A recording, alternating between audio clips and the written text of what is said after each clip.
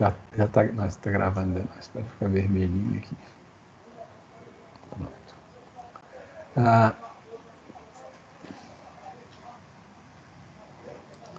Ó, então, o mascaramento vai ser nesse sentido. Se o paciente sabe que está tomando uma nova terapia, o entusiasmo, os fatores psicológicos podem fazer com que ele operar para, né?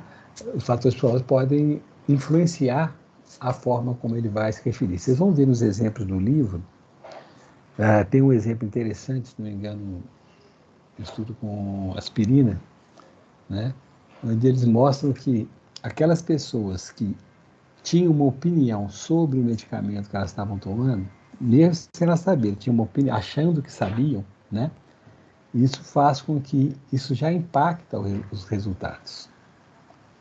Já impacta os resultados. Então, tem vários exemplos lá no livro desse tipo de situação que mostram realmente como é fundamental esse cuidado, né, nos estudos experimentais para que a pessoa não seja afetada por essas informações. Tá? Então, ela realmente tem que ser uma estratégia de cegamento que não permita que as pessoas conheçam os resultados ou mesmo pensem que conhecem.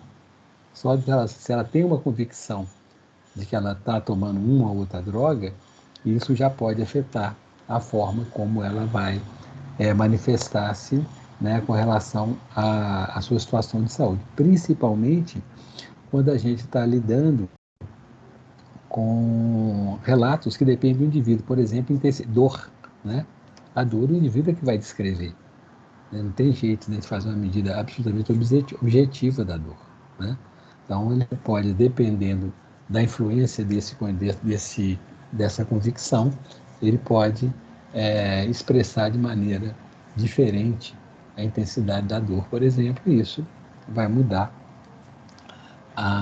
os resultados, né?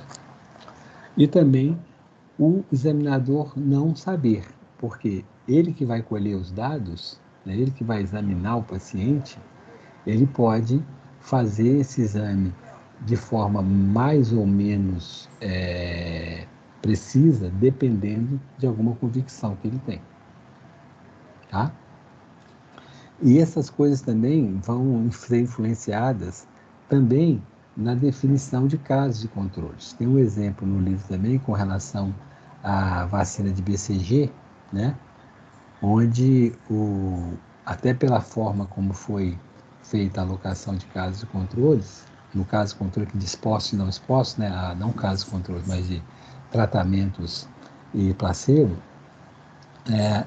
onde houve uma não equidade na distribuição disso, né? E isso, obviamente, deu um resultado falseado, que depois foi feito com mais cuidado e viu que o resultado era diferente, né? E isso aconteceu porque os próprios investigadores que estavam participando disso relataram, né, que tinha havido uma alocação desigual ou não randômica, né? Não aleatória de quem ia para um ou para outro, né? Tem também uma piadinha lá falando dos controles, onde estavam testando, né, num navio um medicamento para enjoo, né? Para evitar enjoo durante o navio. Alguém já teve enjoo andando de barco? Se já teve, sabe que é horrível, né?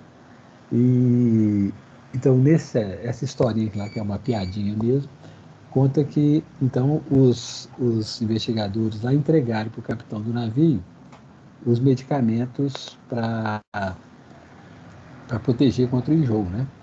E aí no final, quando ele voltou da viagem, ele falou: foi perfeito, todos os que tomaram, nenhum teve enjoo, e todos os que não tomaram tiveram enjoo.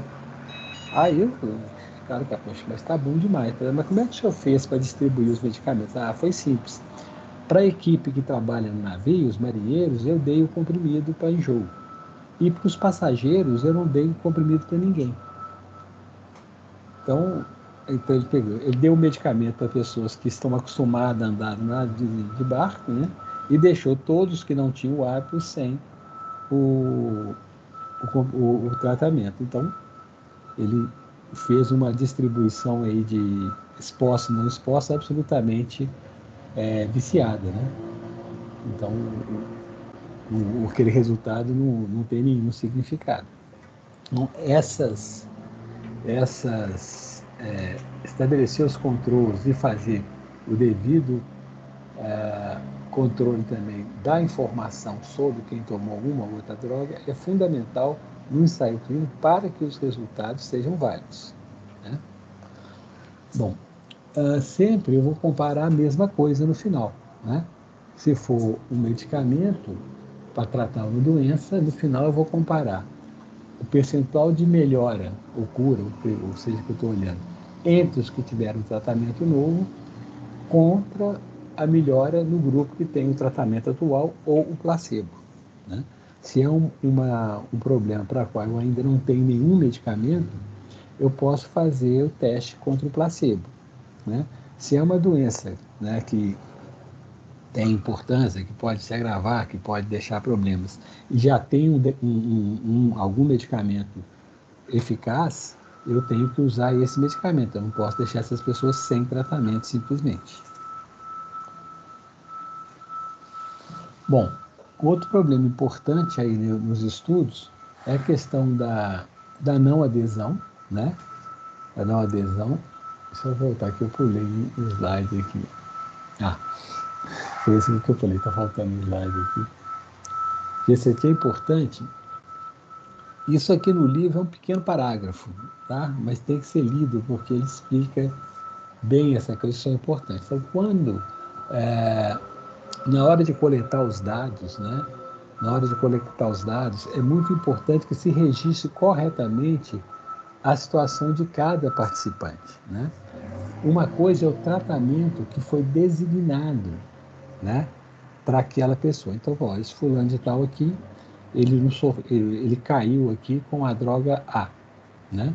Então, esse foi o tratamento designado para ele. Depois, a gente tem que ver se esse foi o tratamento efetivamente recebido. Tem que conferir para ver qual o tratamento que realmente ele recebeu, né? E pensar também que, às vezes, o cara aceitou ser randomizado, mas quando chegou na hora que foi sorteado, e ele falou, esse medicamento eu não quero.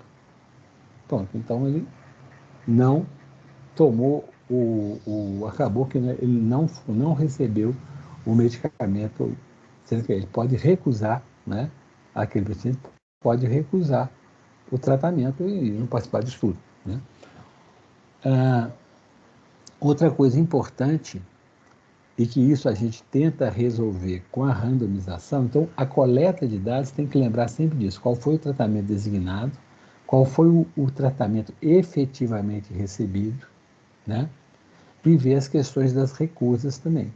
Então, lá ao final, né, na hora de fazer as análises, tem que conferir, né, todos os dados para ver efetivamente o que foi feito, o que era o designado, o que era o tratamento efetivo e aqueles que recusaram. Uma outra coisa importante para a comparabilidade, né, é saber o perfil de... Prof. Oi. Rapidinho, bom dia. Bom dia. Quem faz esse designo, no caso do tratamento? Quem vai estabelecer? Quem vai receber o quê? Isso é definido na randomização, né? Então, vamos lá. Ó. Eu não sei qual droga é, mas eu sei que esse paciente tinha que receber a droga AX, ou o envelope AX, tá? Aí eu vou conferir se realmente aquela droga que estava, aquele medicamento, aquele produto que estava naquele envelope foi dado para aquele paciente. Se ele realmente recebeu, se ele realmente usou, né? Ou se ele recusou.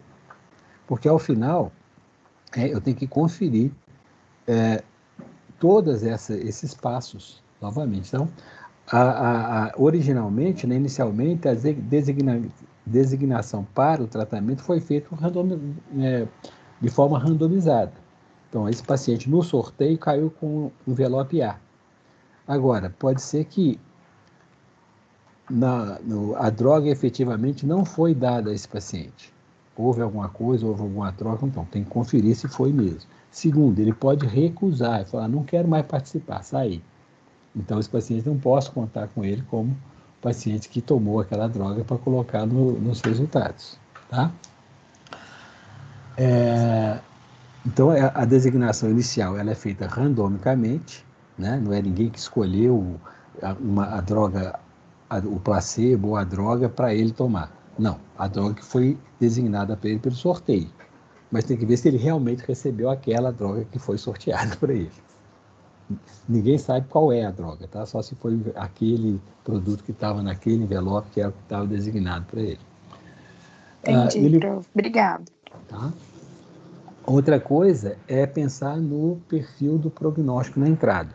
Isso tem a ver, gente, veja bem, a gente já falou que a randomização, o principal objetivo é evitar que as pessoas possam prever para qual tratamento eles estão indo, né? Para ser completamente aleatório.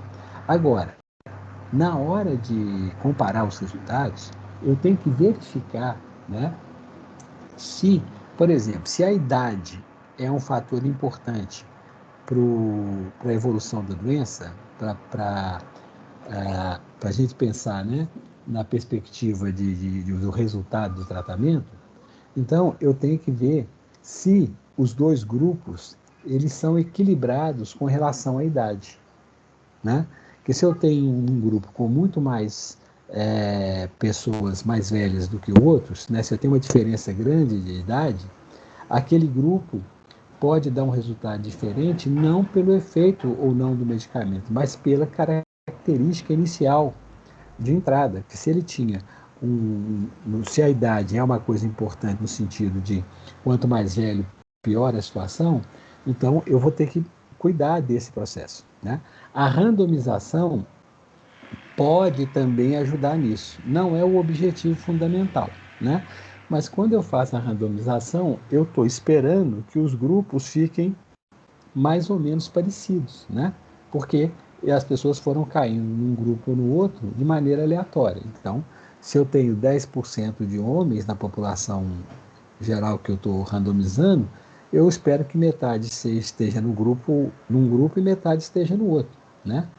Pensando assim em termos das probabilidades. Mas isso pode não acontecer. Então, também, quando eu vou fazer a avaliação, eu tenho que verificar se os grupos estavam equilibrados com relação ao perfil de prognóstico de entrada. O que é esse prognóstico, né? Qual é a probabilidade de dar o resultado bom ou de dar o resultado ruim, né?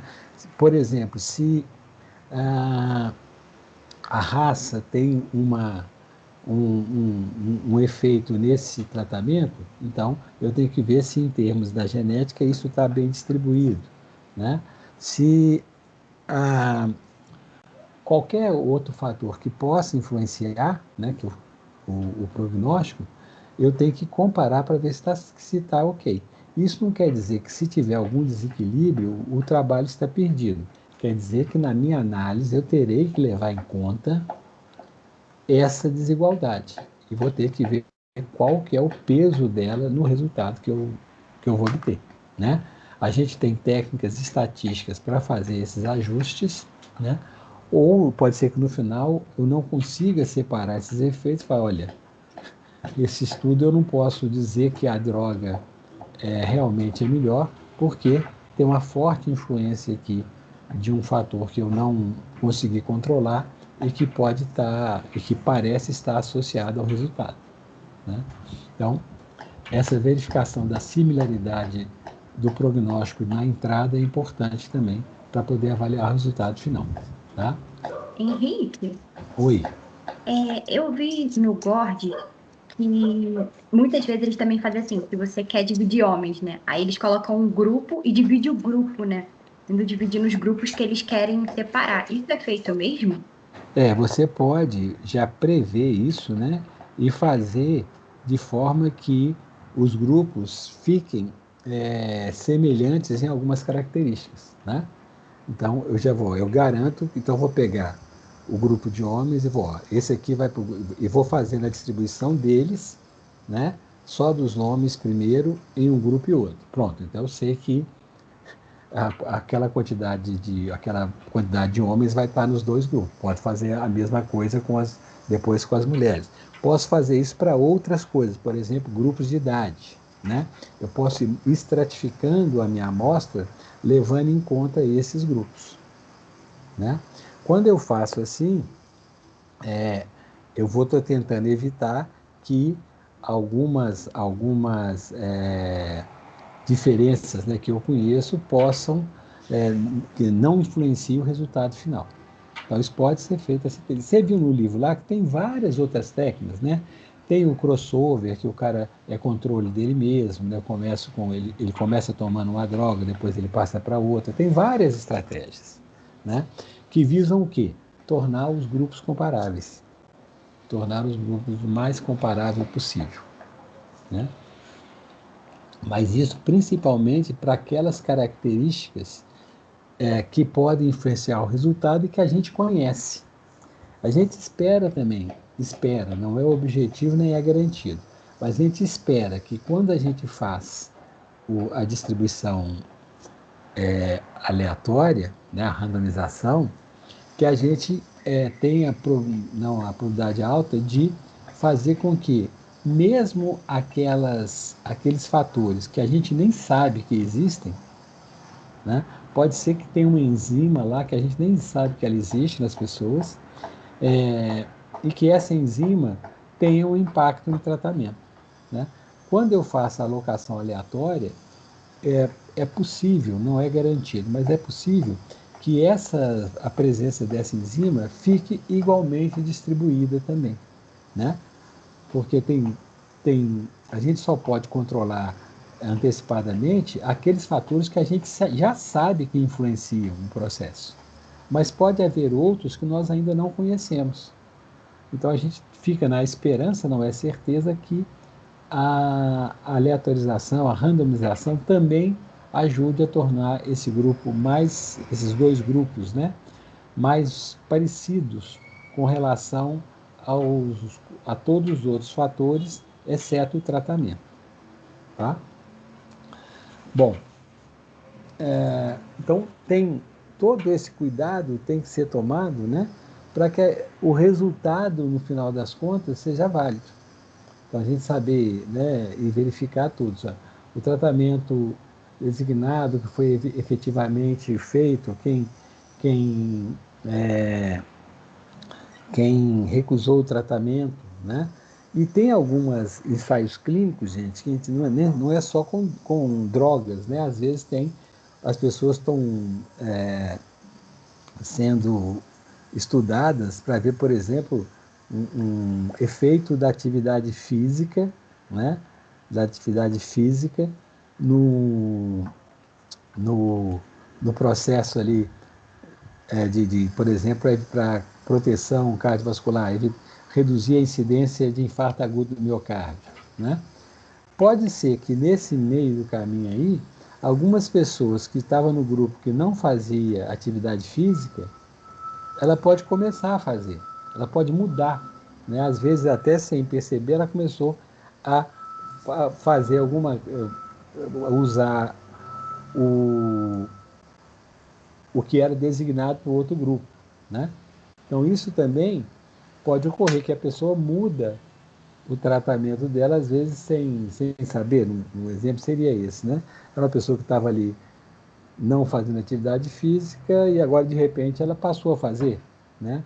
E aí eu vou ter que saber disso também para posso até, se a gente pensar no desenho de crossover lá, eu posso ver o tempo que ela ficou, né, realmente sem fazer atividade física, quais eram os parâmetros dela, e depois que ela passou a fazer, eu posso ver se esses parâmetros aumentaram. Então, se eu sei que essa mudança ocorreu, eu posso até aproveitar isso para poder também conhecer melhor os efeitos. Não sei se vocês viram aí em alguns testes de vacina, né, onde por um erro durante o processo, vacinas foram aplicadas de forma diferente, ou com menos doses, ou com mais doses, né? E que aquilo no final até foi aproveitado para verificar, por exemplo, qual que era o impacto de uma dose só comparado com duas, e outras coisas desse tipo. Então, às vezes, até alguns incidentes durante o processo podem ser aproveitados. O estudo experimental, o ideal é que não, né, ele está preparado para isso não acontecer, né? É isso que se prevê. Mas no estudo de coorte isso é muito comum, né? Pessoas que mudam hábitos durante o tempo de observação, por exemplo, uma pessoa que não fumava e passa a fumar, ou uma pessoa que fumava e deixou de fumar. Isso eu posso aproveitar aquelas observações para ver também o efeito dessas mudanças de comportamento. Bom, então, eu voltei só para falar daqueles dados do início, né, que a gente precisava saber para ver se a comparabilidade dos grupos estão garantidos. A questão do mascaramento também, né, vai poder ser o simples, ou cegamento, ou mascaramento. Simples quando só o participante que não sabe o que está tomando. O duplo cego é quando nem o participante, nem a pessoa que está colhendo os dados sabe, né? E os não cegos, aquele onde todo mundo sabe o que está acontecendo e que pode ser enviesado por esse conhecimento, né?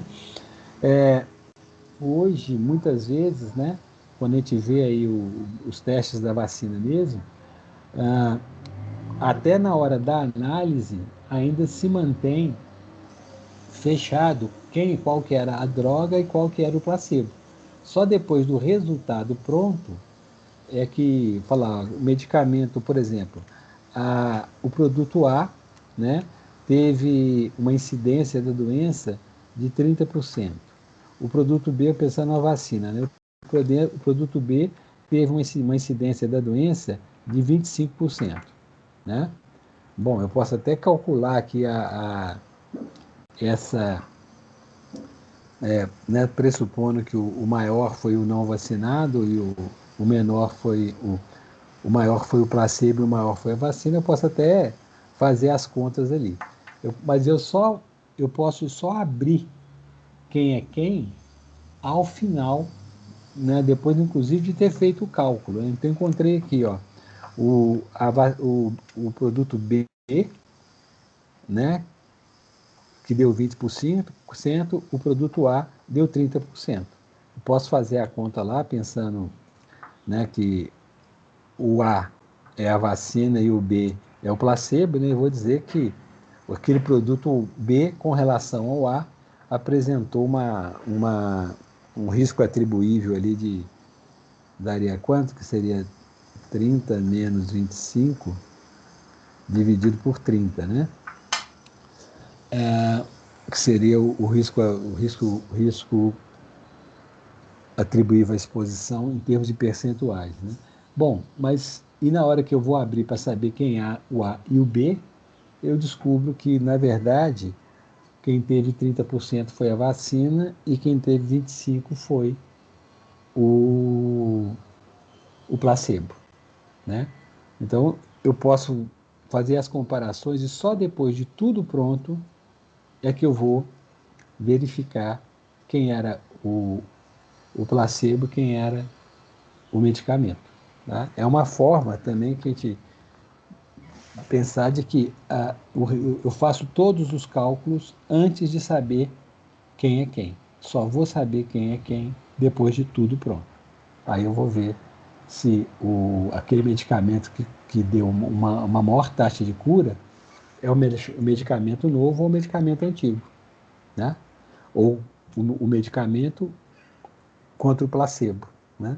Então, eu posso manter essa falta de informação até que os cálculos já estejam prontos. E aí, o resultado, eu só vou saber qual o medicamento que o resultado efetivo na hora que eu vou abrir e saber se aquele que teve o melhor desempenho foi realmente um medicamento novo ou se foi o placebo ou o medicamento antigo, tá? Então, esse cegamento aí pode chegar até um triplo cego, né? Não tem esse nome não, mas seria isso. Até a análise é feita, a comparação é feita sem saber quem é quem. Então, a análise vai ser sempre aquela, né? Percentual de melhora no grupo, num grupo comparado com o outro grupo. Os problemas que podem acontecer, não adesão ao tratamento, né? Perdas, pessoas que não aderem ou não participam, podem ser diferentes daquelas que aderem e participam, então você tem uma outra coisa, né? Você propõe um tratamento e tem várias pessoas que não aderem, tá? E essa não adesão pode estar associada a outras características que vão influenciar também o processo. Imagina o seguinte, ó, eu estou fazendo um estudo do medicamento, né? E aquelas pessoas que realmente aderem a participar do estudo, são também, né, aquelas que têm mais cuidado com a saúde, né? Mais cuidado com a saúde. Imagina o seguinte, que num estudo, e que isso é comum quando você trabalha com estudo de voluntários, né?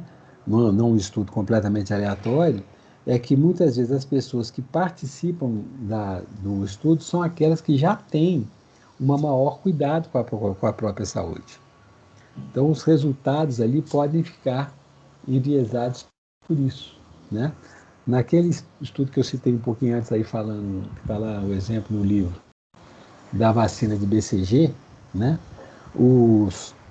Eles foram, a vacina, essa foi, eu não lembro o ano exato, mas é bem antigo, a vacina de BCG para tuberculose foi feita em crianças de famílias, né, onde os pais tinham alguém com tuberculose na família, né? Então, crianças que estão expostas, né, de maneira importante à tuberculose. E eles viram o seguinte, que a turma que ficou que ficou escolhida para receber a vacina, né, era de pais com maior nível de educação e com maior conhecimento sobre saúde, sobre vacina, etc. E que a maioria dos controles ficou com famílias de pais com menor escolaridade e que tinham mais receios da vacina, né? Então, aqueles pais que já tinham mais cuidado, já tinham mais informação, toparam fazer a vacina. E os outros que não toparam ficaram como sendo o controle, né? Isso, então, deu uma diferença grande, mas tinha esse viés. Aqueles pais cujos filhos tomaram vacina, eles já tinham um cuidado maior com a relação à tuberculose, né? Quando fizeram de novo o mesmo experimento, mas agora fazendo adequadamente os controles e os tratamentos, o resultado foi que não teve diferença. Então, essa questão de adesão ao tratamento, etc., isso também pode influenciar os resultados. Por isso, a importância fundamental de ser um estudo randomizado do glucério, para a gente ter um resultado mais confiável nos experimentos, tá? Esses estudos experimentais, eles são o padrão ouro, né, para você definir eficácia de medicamento, eficácia de prevenção, né, de vacinas ou outras ações preventivas, né, e são o padrão ouro, então, para esse tipo de estudo, né? Porque lembrando, o estudo experimental, ele só pode ser feito para fins terapêuticos, para fins preventivos ou para fins propedêuticos, para testar novos métodos diagnósticos, né? Eu nunca vou poder fazer um estudo desse tipo para identificar fatores de risco. Portanto, a identificação de fatores de risco, causas de doença, etc., a gente só pode fazer em estudos observacionais. Só em estudos observacionais, né? Onde eu posso O estudo terapêutico, eu posso, por exemplo, como falei, já tem vários estudos feitos disso, de uma dieta para ver se dietas que têm melhor para poder evitar a hipertensão ou controlar a pressão arterial, né? Eu posso fazer isso. Eu posso fazer um estudo preventivo de atividade física para diminuir o risco de infarto, né? É claro, gente, que eu tenho que não posso deixar de informar as pessoas, né? Se eu estou fazendo aquele estudo, eu tenho que explicar. Esse é um estudo onde nós estamos verificando, querendo comprovar ou não, se o fato da pessoa fazer tantos minutos de atividade física por pelo menos 5 dias por semana, né? Isso aí é um fator que vai proteger contra a ocorrência de infarto, tá? Então você vai ter aqueles grupos e você vai acompanhar.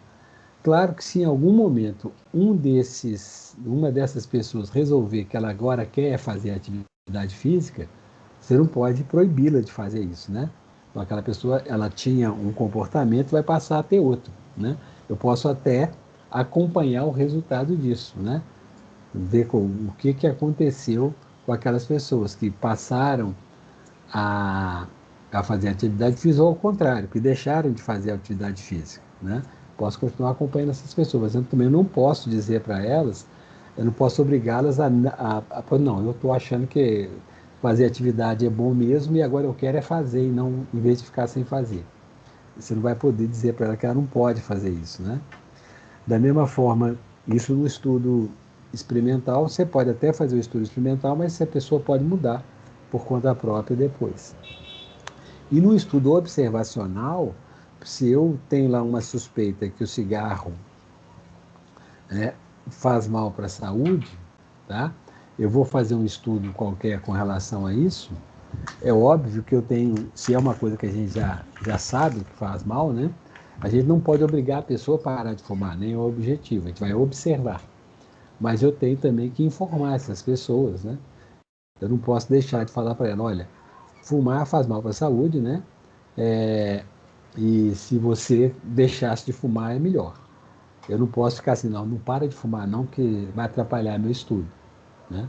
Eu não posso também fazer uma coisa desse tipo. Apesar de ser um estudo observacional, eu não posso fazer nada para que a pessoa continue se expondo, né? Se ela está se expondo por uma decisão pessoal dela, ok. Mas se ela me procurar, falar, olha, eu estou realmente, depois que comecei a pensar nesse estudo seu que eu estou participando, eu estou com muito pensando em parar de fumar. Você não vai, não para de fumar não, que você vai me atrapalhar. Você não pode fazer uma coisa dessa, né? Você deve sempre dar as informações todas, né? Até falar, olha, tem aqui no SUS um programa de cessação de tabagismo, onde você vai receber medicamento, orientação, para você parar de fumar, né? Os estudos de coorte, quando tem essas mudanças, na verdade, eles aproveitam essas mudanças e veem também qual que é o impacto por exemplo, do cigarro. Tem vários estudos mostrando isso. Pessoas que durante a coorte pararam de fumar, inclusive passa-se a quantificar, né, qual que é o efeito no primeiro ano, no quinto ano, no 10º ano que a pessoa parou, depois que ela parou de fumar. E a gente vê nesses estudos, né, que aquelas pessoas que param de fumar, à medida, quanto mais tempo ela fica sem fumar, mais o risco de um evento grave tipo infarto vai diminuindo, né? Se aproximando, mas não chega a ser igual, mas vai ficando cada vez mais próximo daqueles que nunca fumaram, né? Os ex-fumantes também nos estudos, né, que são feitos com ex-fumantes, também a gente nota isso, que o tempo que a pessoa já está sem fumar também vai influenciar o risco dela de ter aqueles eventos relacionados ao cigarro. Bom, aí depois aqui são só alguns exemplos, gente, são resumos de artigos, né? Aí depois só para vocês darem uma olhada, verem aí de alguns estudos, 2 estudos, estudos estudos experimentais, tá? A gente tem N estudos desse aí, agora com essa quantidade de teste de vacina, tá cheio, né? Vocês podem pegar aí, comparar, ler alguns. Tem 2 exemplos aí. é o resumo se você quiser ver o artigo, né, é só colocar isso aí na internet que você acha o artigo inteiro, tá bom? Gente, com relação aos estudos experimentais, dúvidas?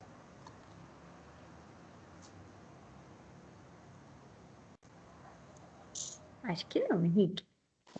Acho que tá tranquilo, prof. Tá bom, então, ó, pegar o livro para poder ver as dúvidas e fazer os exercícios, né, gente? Sempre importante fazer isso, porque é ali que as dúvidas aparecem, na hora que você tem que responder alguma coisa ali. Vamos aproveitar o tempo que nós ainda temos, então, para pelo menos começar o estudo transversal ou o estudo seccional, que esse estudo já está aí o PDF já está no Canvas, tá? Vou só sair aqui. Estudos experimentais, vamos ver aqui os estudos transversais. Gente, até agora, né, a gente estava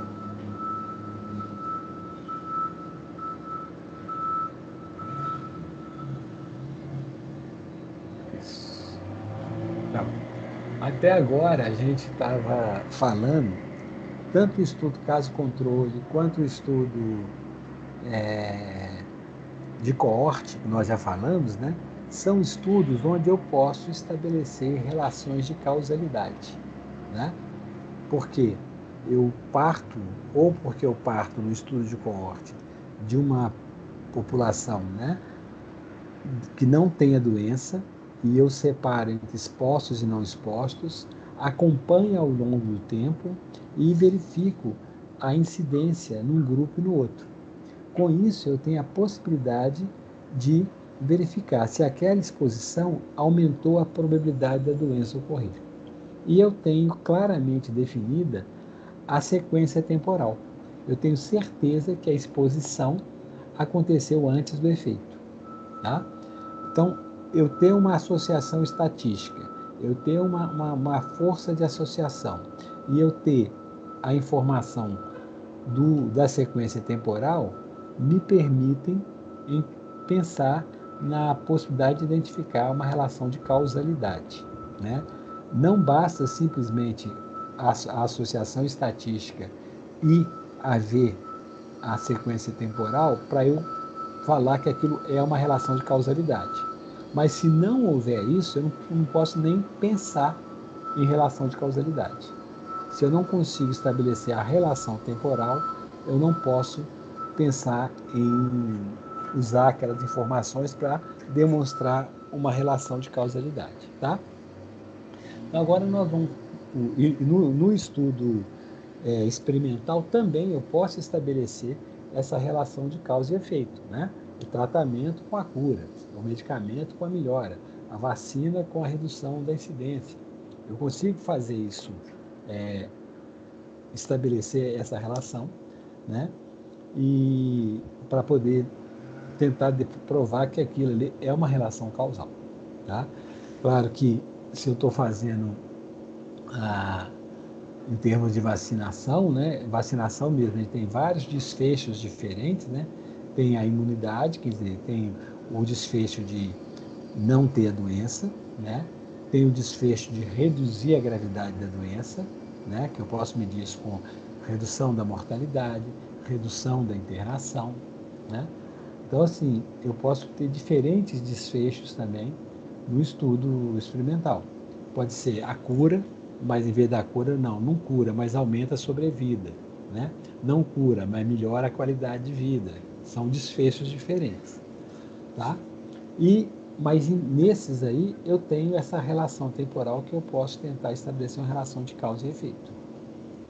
O estudo que nós vamos ver agora, que é o estudo transversal, nesse tipo de estudo, eu não consigo estabelecer essa relação temporal, tá?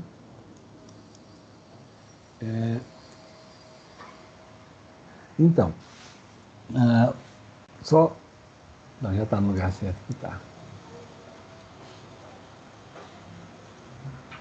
Vamos ver. Porque é só aquilo que nós já falamos antes, né? Por que a gente faz esses estudos? É porque a gente tem, né, consegue verificar que a doença nas pessoas não é aleatória, né? Tem fatores que aumentam ou diminuem a probabilidade dela ocorrer, né? Elas são diferentes em diferentes subgrupos da população, né? E existe aí uma forma da gente tratar essa questão de tentar estabelecer essas associações, né? Que na epidemiologia sempre é feito em termos de um modelo probabilístico. Tem alguns modelos estatísticos que não são modelos probabilísticos, são modelos que a gente chama de determinísticos, né? Quer dizer, se A acontece, B certamente acontecerá. Você pegar, por exemplo, a mecânica de fluidos, você pode saber que se A acontece, o B vai acontecer, é inevitável. Quando a gente trabalha na saúde, na medicina, na epidemiologia, a gente tem métodos probabilísticos de associação, né?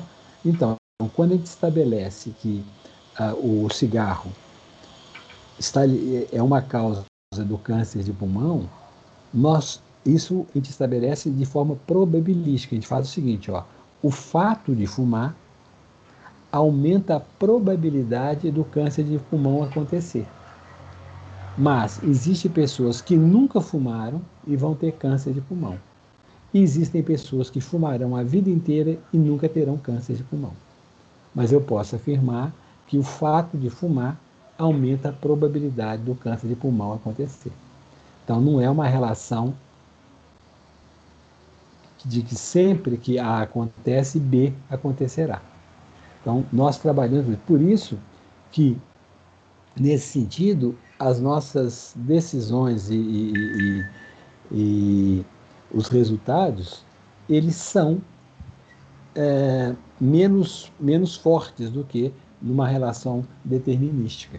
Por isso que, às vezes, a gente vai repetir o mesmo tipo de estudo várias vezes até que se consiga estabelecer um consenso que aquela relação que está sendo observada é realmente de causa e efeito. Nós vamos ver depois quais são esses critérios, né, de causalidade, mas no caso da epidemiologia, a gente sempre tem que ter a dúvida, né, porque nós não trabalhamos com um sistema determinístico, a gente trabalha com um sistema probabilístico. Tá? A epidemiologia também ela vai servir para a gente não só para estabelecer causas, mas também para poder estabelecer os problemas na população, né? Quais são os problemas, como é que eles estão distribuídos, né? Como é que eles mudam ao longo do tempo, por que uma pessoa adoece e outra não adoece. Então, essas são as coisas que a gente vai tentar fazer, tá? A gente tem essa ideia do fator de risco, né? O fator de risco, quem trabalha com associação entre um fator e a doença, que pode ser explicada ou não pelo acaso, né?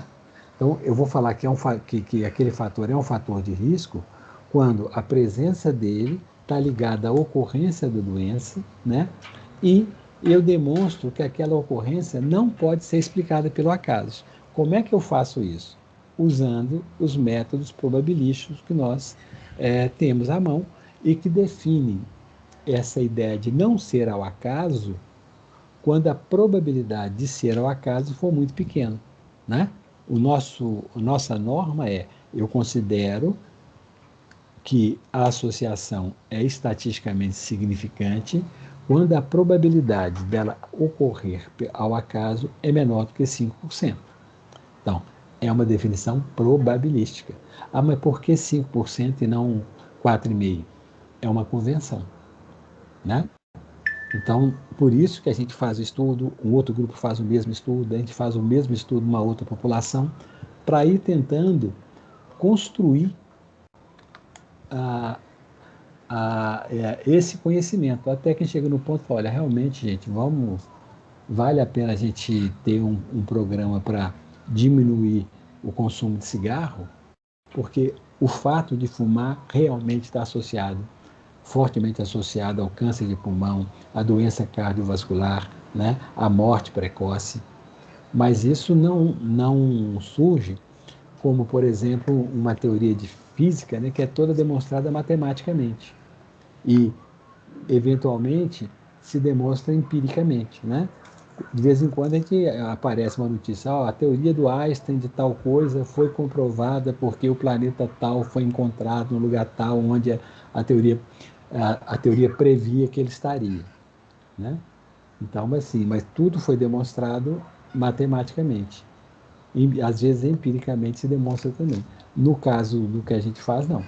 A gente trabalha com probabilidades e, com base nessas probabilidades, a gente vai construindo as nossas verdades, né?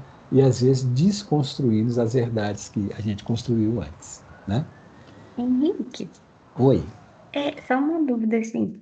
Tipo, a pessoa que vai fazer esse estudo, ela tem uma hipótese, vamos supor, tipo, o cigarro era visto como algo socialmente muito bem aceito, né, e tal. Aí, Sim. tipo assim, aí a pessoa desconfiou que ele faria mal, assim, ele viu as pessoas que fumavam tendo câncer, Como assim. é que começou essa história? Os primeiros relatos, né, de possibilidade de associação do cigarro com doenças foi notado em necrópsias, né?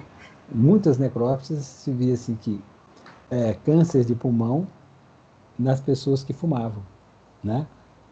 Encontrava nas necrópsias isso, né? Então foi via assim, olha, e também, né, vocês já viram, deve ter visto um pulmão de fumante, tem que ser uma figura de livro aí, né? O pulmão fica ele perde elasticidade, ele fica com uma cor diferente, né? Tem todas as coisas. Então, assim, uma das primeiras associações disso foi quando a coincidência em necrópsias, câncer de pulmão e tabagismo. Aí algumas pessoas começaram a suspeitar que as coisas, o fato de acontecer junto não quer dizer que uma é causa da outra, né, gente? Esse estudo que nós vamos ver agora, que é o transversal, é exatamente isso. Bom, mas à medida que aquilo foi se repetindo, né, outros estudos começaram a ser feitos. Estudos observacionais, né? Então teve uma série de estudos, estudo lá de Doyle Hill, na Inglaterra, que eles começaram no final da década de 40, aquele que eles mandaram o questionário para os médicos, né? Os médicos responderam, e eles até publicaram um tanto de artigos mostrando, né, que tanto o fato de fumar quanto a quantidade de cigarros fumados estava relacionado a um aumento da ocorrência de câncer de pulmão e ocorrência de doença isquêmica do coração, morte por doença isquêmica do coração e por câncer de pulmão. Outros estudos também foram mostrando isso, né? Estudos feitos nessas coortes de Framingham, no Whitehall, no Reino Unido. Uma série de estudos foram demonstrando isso. Mas como a base dos estudos era uma base probabilística, observacional, né, levou muito tempo para que se conseguisse estabelecer, né, que o cigarro era a causa daqueles problemas. Tá? A indústria do cigarro é uma indústria, porque o cigarro é um produto que causa dependência, né? Ele tem uma série de produtos ali que causam dependência e uma série de produtos que causam câncer, né? E essa dependência, mais também a aceitação social do cigarro, né? Se você pega filmes aí de décadas para trás, o cigarro está presente em tudo. O cigarro está presente nos filmes, no teatro, nas reuniões de autoridades, todo mundo fumava. Eu contei para vocês, eu fumei dos 15 aos 25 anos e a gente fumava na sala de aula do colégio. Fumava o aluno, fumava o professor, né? Na faculdade a mesma coisa. Então, assim, essa coisa de não poder fumar é muito recente. Na década de 80, foram feitas várias tentativas de processo contra a indústria do cigarro para responsabilizá-la pelas consequências, né? Do câncer, da morte por doença cardiovascular, das pessoas que tinham câncer, etc. Mas sempre não passava por quê? As bases de comprovação são probabilísticas. E aí os caras mostravam outros estudos que não tinham chegado ao mesmo resultado.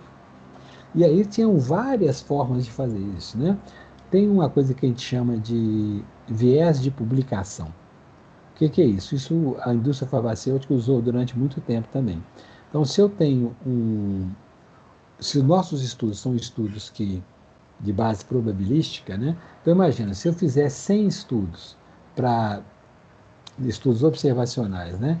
Para tentar comprovar que quem fuma tem mais câncer de pulmão, tá? Tem alguns estudos que vão dar esses resultados e tem outros que não vão dar esse resultado. Pela variação mesmo aleatória das médias amostrais, alguns estudos não vão chegar a essa conclusão. Então, se a indústria do cigarro fizer assim, eu patrocino 100 estudos para ver isso, tá?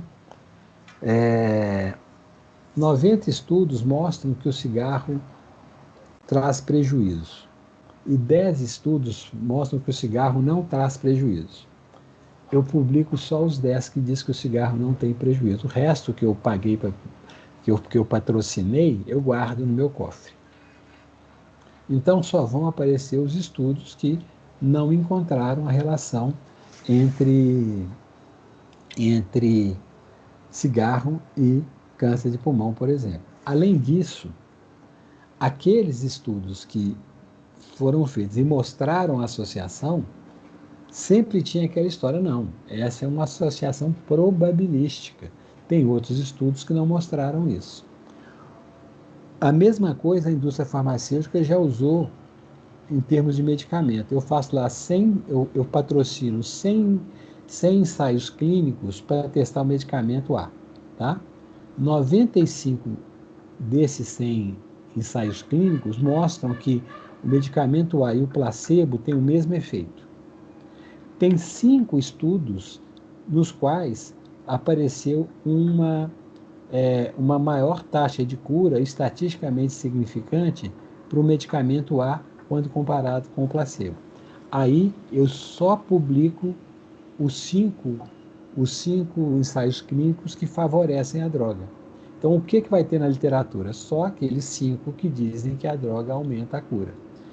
Como é que a sociedade se defendeu disso, por exemplo? Hoje, todos os ensaios clínicos que são feitos, eles têm que ser registrados, no caso do Brasil, na CONEP, né? Na Comissão Nacional de Ética em Pesquisa Médica. Então, todos os ensaios clínicos têm que ser registrados. E todos os resultados têm que ser publicados. Os favoráveis e os desfavoráveis. A indústria do cigarro só foi culpabilizada quando se descobriu, né, por uma denúncia de um cara que trabalhava para a indústria do tabaco, quando esse cara levou e entregou para a justiça, né, uma série de estudos que a indústria do cigarro já tinha em mãos, demonstrando os efeitos maléficos do cigarro. E ela nunca publicizou aquelas informações. Então, foi por isso que a indústria do cigarro foi processada. Depois fez um acordo bilionário lá, né, bilionário em dólares, e a partir daí ela teve que informar nos maços de cigarro os malefícios do cigarro. Então, quem quiser fumar, fuma, não é proibido. Ninguém está proibindo as pessoas de fumar, mas elas já sabem que o cigarro pode causar um mal à saúde. Se mesmo assim ela quer, é um problema dela. Eu acho isso muito razoável. Se a pessoa quer fumar, deixa ela fumar, né? Aí, o que foi feito? Não pode fumar em qualquer lugar, não pode fumar perto de pessoas que não fumam, não pode fumar em lugar fechado, né? Agora, se a pessoa quer fumar sem incomodar ou prejudicar os outros, aí é uma decisão pessoal que ela pode ter. Então, foi isso que mudou. Nós tínhamos, em alguns momentos, na população brasileira, uma proporção muito grande de fumantes.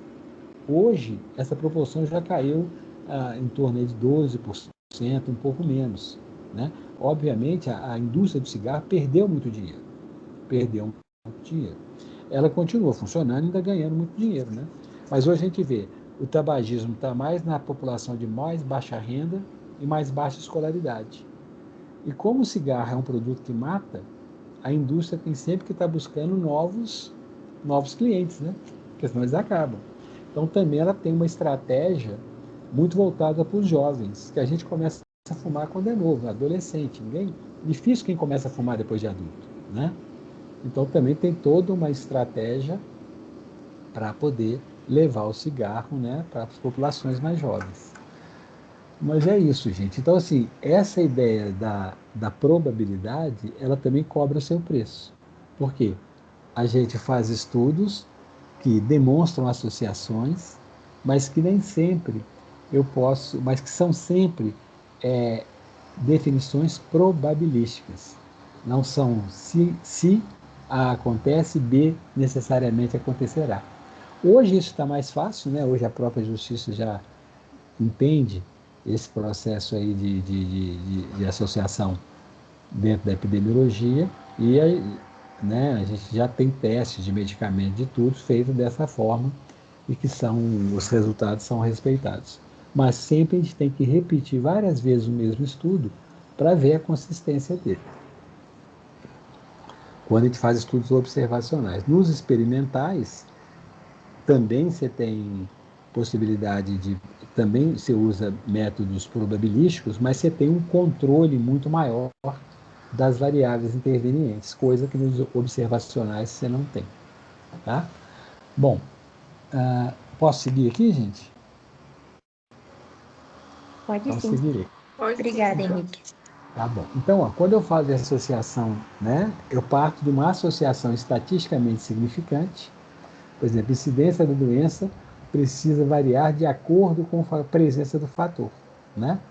Exemplo, hipertensão arterial sistêmica deve variar segundo diferentes níveis de obesidade. Se eu acho que a obesidade está associada com os níveis de pressão, né, eu tenho que esperar, mas nem sempre isso acontece, né, que eu vou encontrar níveis um gradiente, né, maior obesidade, maior hipertensão, né? Então, uma das coisas que ajuda a gente a construir a demonstração que a relação é causal é estabelecer esse gradiente. À medida que eu aumento a exposição, eu aumento a ocorrência da doença. Tá?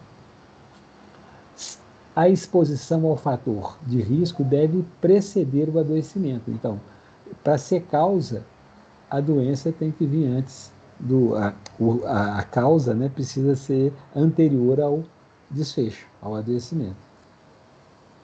E eu tenho também, toda vez que eu estou fazendo um estudo observacional, um estudo probabilístico, eu tenho que demonstrar, né, que aquela associação que eu estou observando não pode ser atribuída a outra causa. Por exemplo, aquele exemplo de sempre, né? Cabelo branco e risco de morrer. Tá? Então, eu posso fazer, olha, gente, nós vamos agora, a população mundial vai poder viver eternamente, e o que nós vamos fazer é pintar o cabelo. Quando o cabelo ficar branco, a gente pinta de preto, e aí a gente não vai morrer. Né?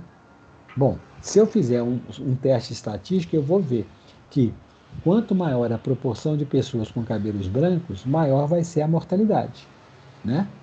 Essa associação estatística existe, mas eu posso atribuir esse resultado ao fato do cabelo estar branco? Ou o que realmente importa é a idade? Né? Então, nesse caso, eu estou vendo uma associação estatística entre a cor do cabelo e o cabelo ficar branco, né? E o aumento do risco de morrer. Só que a causa real não é a cor do cabelo, é a idade da pessoa. Então, eu posso atribuir isso a uma outra coisa. Eu posso chegar à conclusão que as pessoas que tomam mais café têm mais chance de ter câncer de pulmão. Né?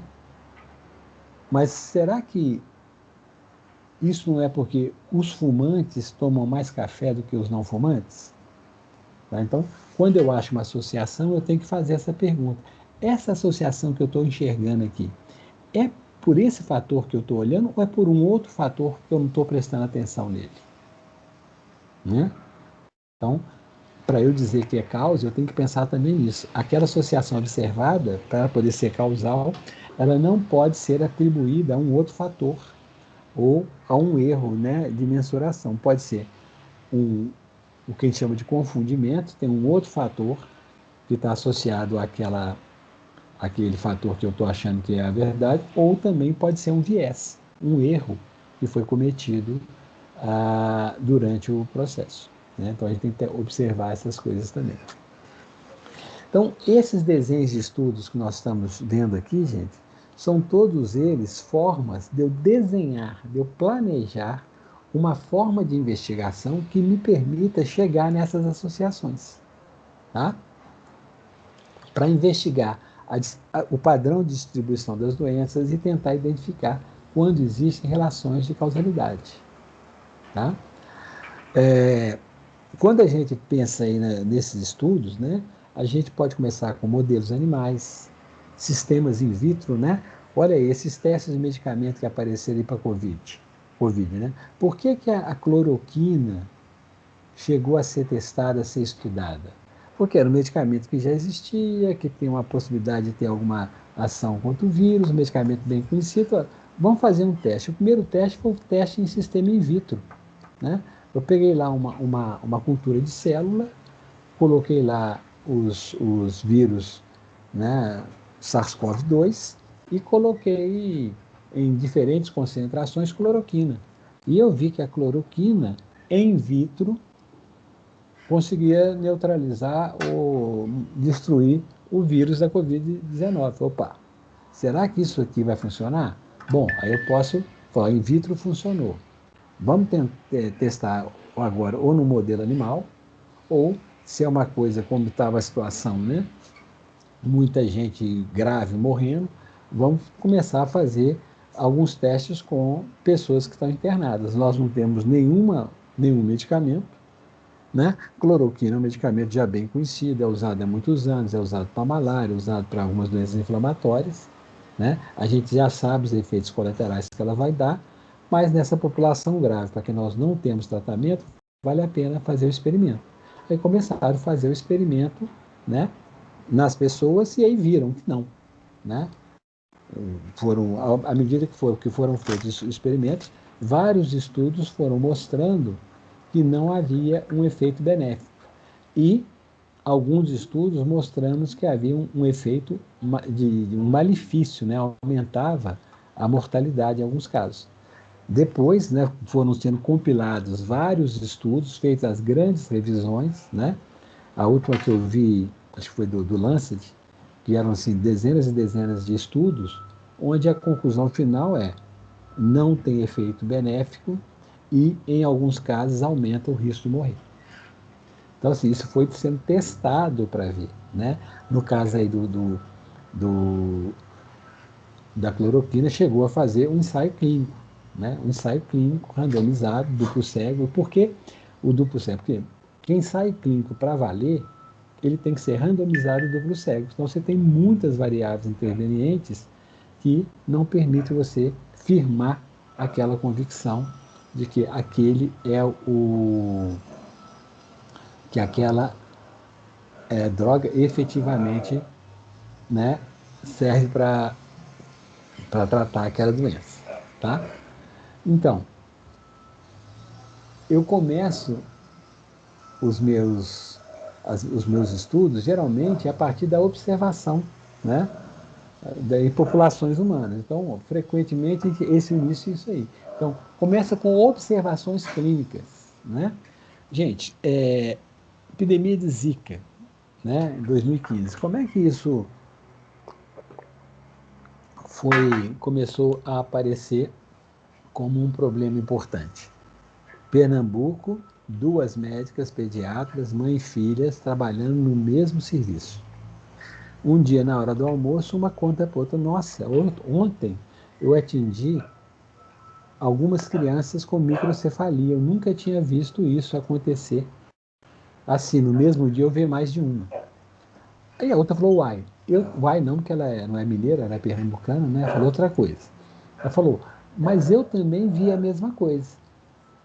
Mais de um caso de microcefalia. Aí como eram plantões diferentes, né? Então cada um estava vendo o seu pedaço. Um conversou com a outra, foram conversar com os outros médicos. Aí, de repente, viu que estava tendo um número de casos de microcefalia muito acima do esperado, né, naquela população. Gente, o cachorro resolveu participar da aula. E com isso descobriu, então, pela observação, se notou, né, que havia uma coisa diferente acontecendo. Então, a partir daí foram feitas, né, mais buscas, viram que realmente uma coisa diferente e finalmente acabaram identificando que era o vírus da Zika. Tá? Então, começou por uma observação, depois analisando os dados, né, disponíveis para tentar identificar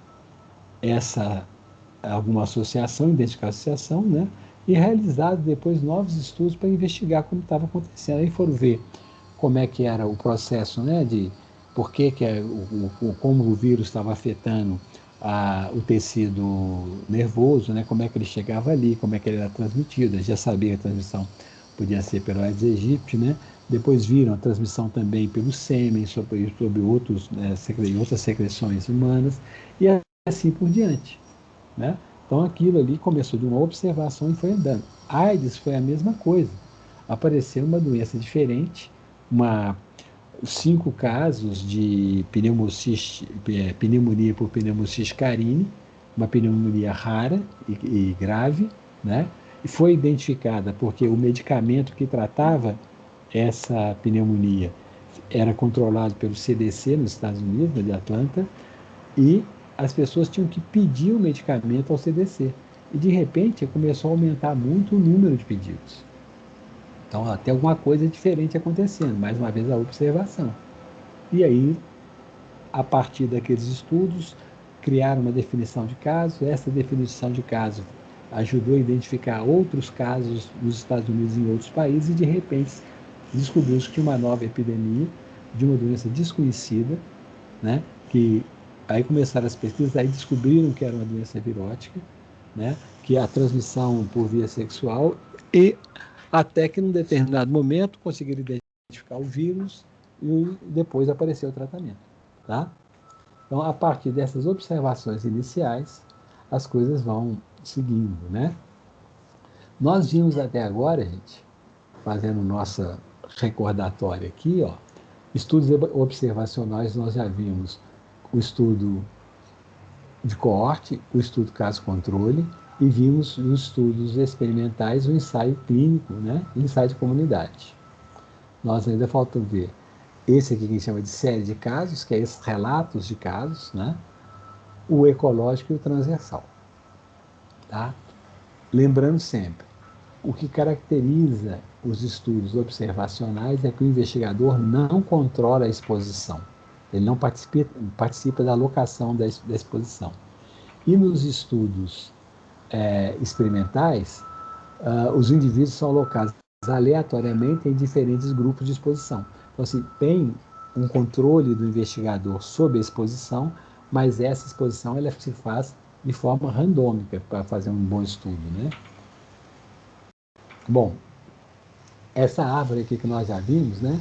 Ela vai que olha, como é que eu vou diferenciar os tipos de estudo? O investigador atribui a exposição, se ele atribui a estudo experimental. Aí eu posso ter, se a alocação for randomizada, né? Eu vou ter o estudo randomizado, controlado, pode ser duplo cego. Se não é randomizado, eu tenho um estudo não randomizado, né? Então, eu posso ter controle ou não. Mas esse estudo aqui, para definir eficácia de doença, ele é muito mais fraco do que esse aqui, né? O padrão ouro para estudo experimental é o ensaio clínico randomizado duplo cego. Se é estudo observacional, eu posso ter o estudo que vai ter comparação de grupos? Não, então eu vou chamar de estudo descritivo, vai só descrever os aspectos populacionais da doença, né? Fazer uma descrição epidemiológica. Se tem comparação, eu vou fazer um estudo analítico, eu vou comparar grupos, que podem ser grupos comparações que me permitem chegar a associações de causa e efeito ou não. estudo de coorte e estudo caso-controle, eu posso chegar a relações causais. Estudo transversal, eu não posso chegar a relações causais. Por que eu não posso? Porque no estudo transversal, eu colho todos os dados ao mesmo tempo. Eu não tenho como definir o que veio antes e o que veio depois. Tá? Esses estudos transversais, eles são muito interessantes para me dar, né, para eu conhecer a distribuição da doença, eu saber qual a população que aparece mais doente ou não, né? Me permite, então, dados para o planejamento e gera hipóteses que eu posso tentar comprovar, hipóteses de causalidade que eu vou tentar comprovar nesses outros tipos de estudo. Tem mais um estudo aqui que não apareceu aqui, que é o estudo ecológico, que também não pode estabelecer relações causais. Normalmente ele não consegue estabelecer relações causais, mas também são estudos que nos ajudam a,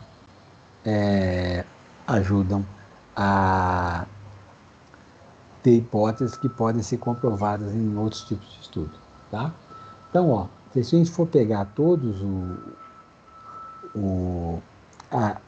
a sequência, né, de como é que a gente vai chegando nos estudos, o relato de casos pode ser um único caso, né, um único caso de uma doença que apareceu, e às vezes aquele primeiro caso que foi identificado, aquele caso único, quando ele é publicado, né, por isso que a publicação de casos, o estudo de casos é importante, porque quando aparece uma doença que já era conhecida, mas com uma forma diferente, ou que aparece uma doença nova, é muito importante que ela seja descrita e publicada, para que, se aparecerem outros casos semelhantes, aquilo poder ser identificado. Tá? Então, é muito importante isso. Aqui são os casos aí que eu falei sobre a AIDS, né? O CDC, isso aqui em 1981, né?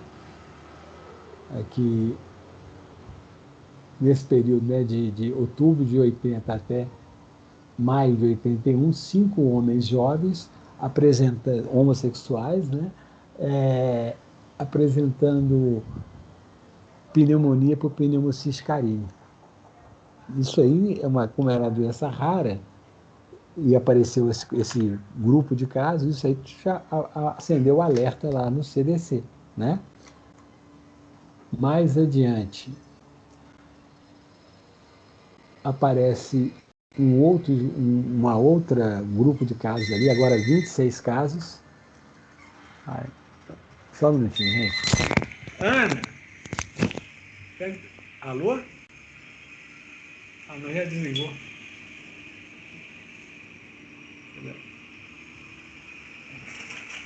Ficou para carregar. Desculpa, gente, que o telefone da casa estava aqui na minha mesa. Eu tive que chamar alguém para pegar. Então, aqui já foram 26 casos, ainda um estudo de casos, de grupo de casos. Novamente, né, 26 casos, sarcoma de Kaposi, que também está associado à queda de imunidade, né? Novamente em homossexuais masculinos. 6 desses casos também com pneumociste, com pneumonia, 4 com pneumociste pneumociste carini, né? Com pneumonia por pneumociste carini. Esse sarcoma de Kaposi, que é um tipo de câncer muito raro, apareceu em várias pessoas, né? E essa conjunção, sarcoma de Kaposi, pneumonia por pneumociste carini, em homens homossexuais, né? E vários deles com evidências de imunossupressão, tá? Mas a partir disso, o CDC começou a identificar, né, aquilo como uma provável doença nova, criou uma definição de caso e divulgou essa definição de caso. Aí, em outros países, começaram a ser identificadas doenças semelhantes. Depois, os estudos seguiram e, né, andou do jeito que tinha que andar. Bom, um outro tipo de estudo também, que a gente chama de estudo ecológico, né? A característica do estudo ecológico, ele é um estudo observacional, mas é um estudo onde a unidade de análise não é o indivíduo, a unidade da análise é o grupo, é o agregado de pessoas, né? Vamos ver alguns exemplos aqui, né? Então, esses estudos, geralmente, eles são feitos com dados já existentes, que a gente chama de dados secundários, um dado que já existe, e eu vou usar aqueles dados para poder tentar ver se encontra alguma associação com alguma doença, tá? Geralmente, eu faço isso por áreas geográficas, né? Ou por outro tipo de agrupamento, de forma que eu não meço a possível exposição e o possível efeito nos indivíduos. Isso eu vejo nos grupos, vocês vão entender melhor aqui. Esse exemplo aqui.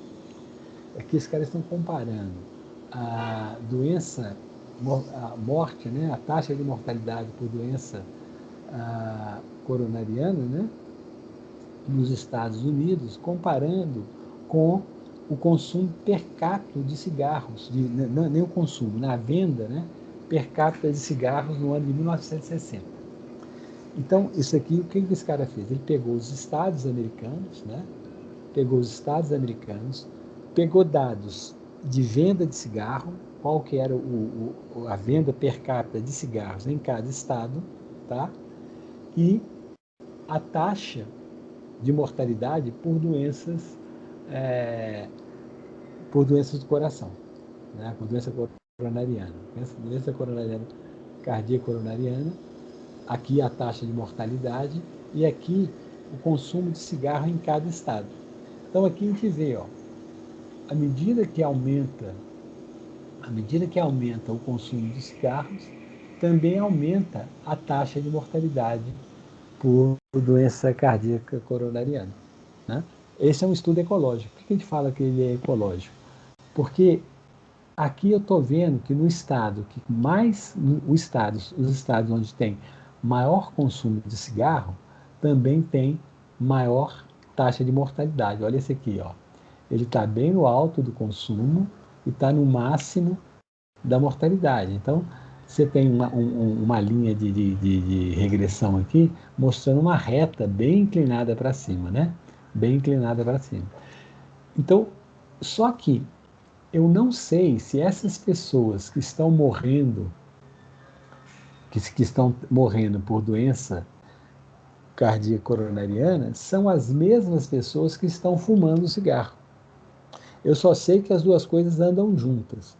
No estado onde se consome mais cigarro, também há maior taxa de mortalidade por doença cardíaca coronariana, né? Mas só que eu não sei se as pessoas que estão tendo a doença cardíaca coronariana e morrendo são as que estão fumando, tá? Tá claro isso, gente? Esse estudo, então, ele mostra uma correlação do número de cigarros. Hã? Pois não. Eu tenho uma dúvida. Mas isso eles fizeram depois que, tipo assim, já estava comprovado que o cigarro fazia mal, né? Porque, não, assim, não? Não, porque essa ideia de comprovado que fazia mal, né? Quer dizer, algumas pessoas tinham convicção que fazia mal, outras não, né? Tanto é que continuava vendendo cigarro. Gente, na década de 50, tem uma revista antiga que chamava Seleções do Reader Digest. Essas seleções, era uma revista americana que era traduzida, vendida no Brasil. Meu pai tinha coleções disso. E é interessante, tinha muita propaganda de cigarro nas revistas. Tinha uma propaganda do cigarro Camel, que tem até hoje o cigarro, né, americano. Antigamente a gente tinha muito cigarro importado dos Estados Unidos, o cigarro americano era chique. Então, Marlboro, Camel e outros cigarros aí, tinha o Philip Morris, tinha vários cigarros que vinham importados para cá, né? Bom, e tinha uma propaganda que, na revista que era assim, Camel, o cigarro mais recomendado pelos médicos.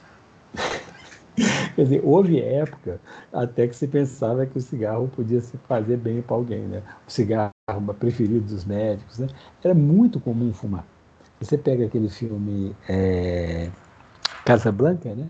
Casablanca, a cena do Humphrey Bogart lá despedindo da...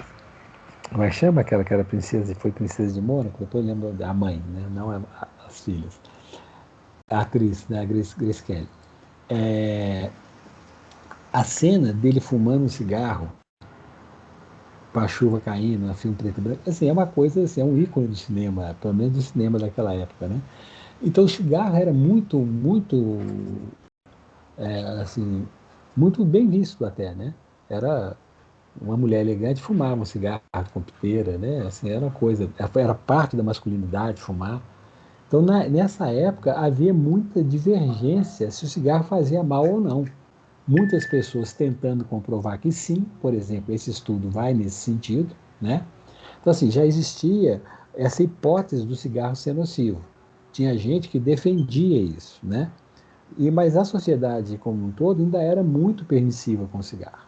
Então, esses tipos de estudo aqui são estudos importantes porque eles não conseguem provar que o cigarro faz mal, mas ele ajuda, né, a demonstrar a possibilidade. E depois passou-se a fazer, não só depois, antes já se fez alguns estudos, né, observacionais que mostravam, medindo no indivíduo, o indivíduo que fuma também tem mais câncer. O indivíduo que fuma também tem mais, aumenta a morte por doença cardíaca coronariana. Né? Nesse estudo aqui, ele não consegue provar, mas por que esses estudos são importantes? Porque eles são muito fáceis, eles são mais fáceis e mais baratos para ser feito. Aqui não houve nenhuma necessidade de acompanhar a população, nada disso. Ele só cruzou dois dados que estavam disponíveis. A taxa de mortalidade por doença coronariana em cada estado americano, no ano de 1960, e o consumo per capita, a compra, na venda per capita de cigarros em cada estado americano. E olha o que ele encontrou: uma correlação muito forte entre a quantidade de cigarros vendidos e o aumento da taxa de mortalidade. Tá?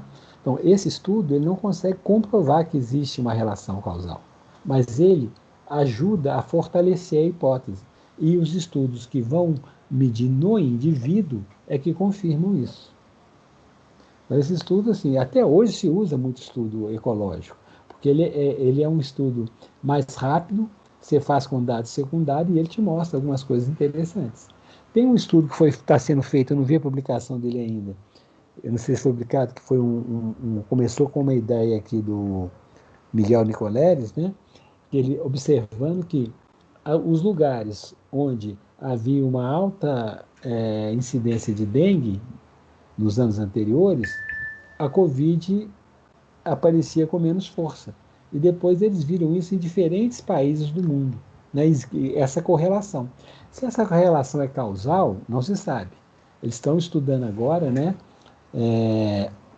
Eu vi um vídeo dele, foi do final do ano passado, falando que ele estava estudando agora, testando soro de pessoas que tiveram dengue, para ver como é que ela reage com o próprio vírus, né? Para ver se tem alguma possibilidade de efetivamente ter alguma forma de proteção cruzada entre dengue e Covid, etc. Está em estudo. E isso foi resultado também dessa observação ecológica. Não foi no indivíduo, foi nos agregados.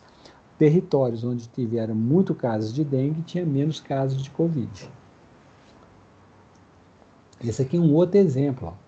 Um outro exemplo. Esse aqui mostrando uma associação ecológica entre mortalidade por câncer de mama e quantidade de gordura na dieta.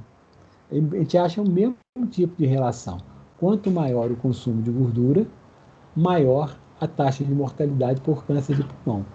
Qual é o problema aqui? Eu não sei que quem está morrendo de câncer de pulmão é a mesma mulher que está comendo a gordura. Né? Porque eu tenho os dados agregados. Eu posso dizer isso. Ó. Quanto maior o consumo de gordura num país, maior é a taxa de mortalidade por câncer de mama. Só que eu não estou medindo isso nos indivíduos. Eu não estou vendo aqui, vamos ver aqui na Dinamarca, eu não estou vendo se são as pessoas que comem mais gorduras as que estão tendo câncer de mama. Eu só sei que nos países onde o consumo de gordura é maior, a incidência de câncer de mama também é. A taxa de mortalidade por câncer de mama também é maior. Então eu vejo aqui que tem uma associação ecológica. Depois, para comprovar isso do ponto de vista do indivíduo, aí tem que ser um estudo de coorte. Né? E depois eu ainda tenho que demonstrar a plausibilidade biológica dessa relação. né? Aí eu vou continuar, mas aqui é um bom ponto de partida. Ele não consegue chegar ao resultado final, mas ele mostra, né, que essa hipótese ela é razoável. Então, eu vou ter que fazer um estudo com indivíduos para comprovar ou não. Tá? O estudo ecológico, ele tem um problema, porque exatamente pela natureza dele, né, ele está sujeito a quem chama de falácia ecológica. É eu tentar pegar uma coisa que está associada no coletivo e transferir aquilo imediatamente, sem mediação, para o indivíduo. Né? Eu não posso, olhando isso aqui, falar que quem come mais gordura tem mais risco de morrer com câncer de mama.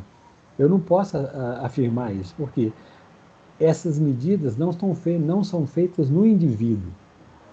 Eu sei só que no grupo que come mais gordura também há maior incidência, maior morte por câncer de mama.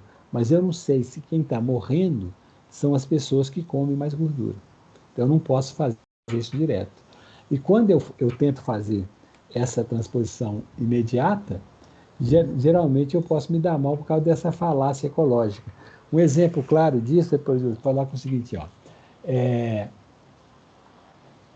estados mais ricos, né, estados, por exemplo, São Paulo, tem um risco. Se eu comparar São Paulo com Teresina, né, eu vou ver que o risco de morrer de acidente de carro em São Paulo é maior que em Teresina.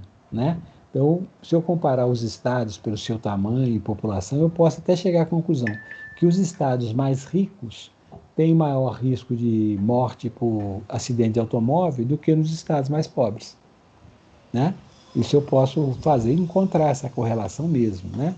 Agora, não posso dizer o seguinte, olha, as áreas mais ricas, as pessoas mais ricas, têm maior risco de morrer de acidente de automóvel. Né? Porque se eu for ver, trazer isso para o indivíduo, eu posso estar fazendo uma falácia ecológica. E nesse caso é uma falácia ecológica mesmo. Né? E quando eu vou ver quem mais morre em acidente ou atropelamento, que é umas coisas que mais mata, né? Quem mais morre de atropelamento não é a população mais rica de São Paulo, é a população mais pobre. É, por exemplo, aquela que mora mais perto de vias de alta velocidade, mora mais longe do centro da cidade, mais perto de vias de alta velocidade, em locais que têm uma urbanização menor, iluminação pior, e assim por diante.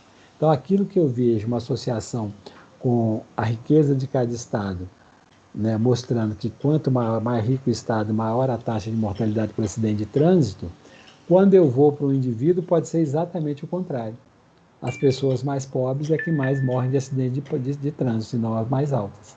Então, aquilo que é aquela associação ecológica, não dá para eu transpor imediatamente para o indivíduo, porque sempre há essa probabilidade, o que a gente chama de falácia ecológica. É tentar aplicar sem mediação um dado que eu encontro no agregado, passar direto para o indivíduo. Tá? Esse estudo ecológico ele é interessante também porque ele é barato, ele consegue gerar uma série de hipóteses, né, que eu posso confirmar depois. E ele ajuda, né, a gente, pelo menos, ter um primeiro rumo para tentar identificar causas de algumas doenças. Tá? E um outro estudo é o estudo transversal, que é um estudo que eu estava falando para vocês que tem aqui. Então, nós vamos agora ver as características desse estudo transversal. Mas nós não vamos ver agora não, porque já são 10h35, eu começo a outra aula daqui a 5 minutos, vocês devem ter outra aula também, né?